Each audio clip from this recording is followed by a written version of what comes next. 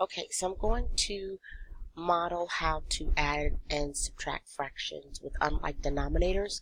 Unlike denominators means that the denominators are not the same, and the original rule for fractions is you cannot add or subtract them until the denominators are the same. So we're going to have to convert each fraction into its equivalent by finding its least common multiple for the denominators.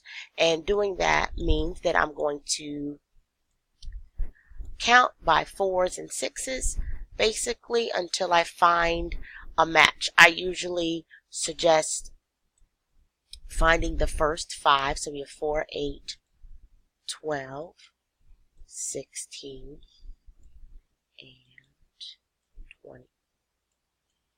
And for the 6, I have 6, 12. Now I see a match here, but I'm just going to keep going just to keep that practice. 18, 24, and 30.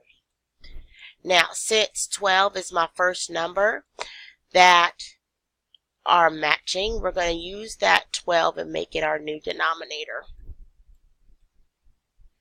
And what we're going to do is make our equivalents. And making an equivalent just simply means trying to see what fraction can be used with the same denominator that's equivalent to the original fractions that are given.